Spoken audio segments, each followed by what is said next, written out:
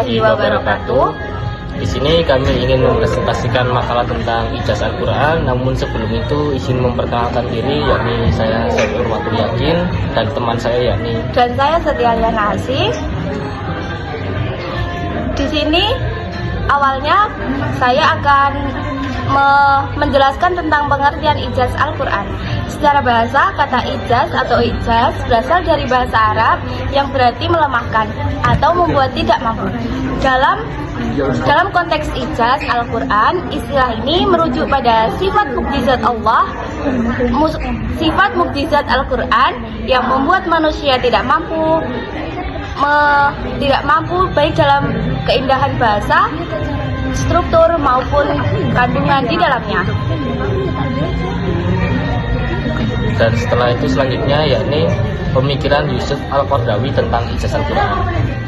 Al-Quran adalah kitab suci agama Islam dan merupakan sumber umat syariat serta ajarannya. Mukjizat yang didefinisikan oleh pakar agama Islam antara lain sebagai suatu hal atau peristiwa luar biasa yang terjadi melalui seseorang yang mengaku nabi, sebagai bukti kenabiannya yang ditentangkan kepada yang ragu untuk melakukan atau mendatangkan hal serupa. Namun mereka tidak mampu melayani tantangan itu.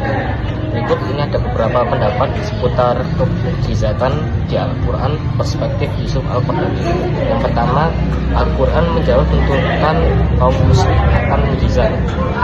Dan yang kedua, Al-Quran mukjizat terbesar yang bersifat menantang. Dan selanjutnya yakni ada aspek-aspek ijaz Al-Quran. Yang pertama adalah aspek kebahasaan. Gaya bahasa yang digunakan Al-Quran berbeda dengan gaya bahasa yang digunakan oleh orang-orang Arab. Gaya bahasa Al-Quran membuat orang Arab pada saat itu kagum dan terpesona, walaupun Al-Quran menggunakan bahasa Arab sebagai bahasa pengantarnya. Kalimat demi kalimat mengandung unsur serta yang sangat unik, namun tetap mudah dipahami tanpa mengurangi sedikit pun kandungan misteri di dalamnya. Dan yang kedua, aspek ilmu pengetahuan. Hakikat ilmiah yang disinggung dalam Al-Quran dikemukakan dalam redaksi yang singkat dan syarat akan makna. Ketika pengetahuan itu belum ditemukan, Al-Quran pada dasarnya telah memberikan isyarat tentangnya. Dan Al-Quran sendiri tidaklah mempunyai pretensi pertentangan dengan penemuan-penemuan baru yang dihasilkan oleh penelitian ilmiah. Dan yang ketiga adalah aspek berita gaib. Al-Quran juga meyakinkan kepada pembacanya bahwa Al-Quran mampu memprediksi masa depan atau nubuwah, kejadian-kejadian pada masa Nabi atau umat terdahulu, dan kejadian besar yang akan menimpa kaum muslim sepeninggal Nabi.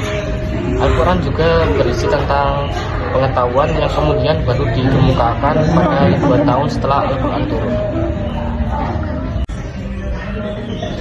Dan di sini saya akan menjelaskan tentang kesimpulan. Kesimpulannya adalah ijaz dengan mukjizat itu dapat dikatakan seperti yakni melemahkan. Hanya saja pengertian ijaz mengesankan batasan yang lebih bersifat spesifik, yaitu hanya Al-Quran.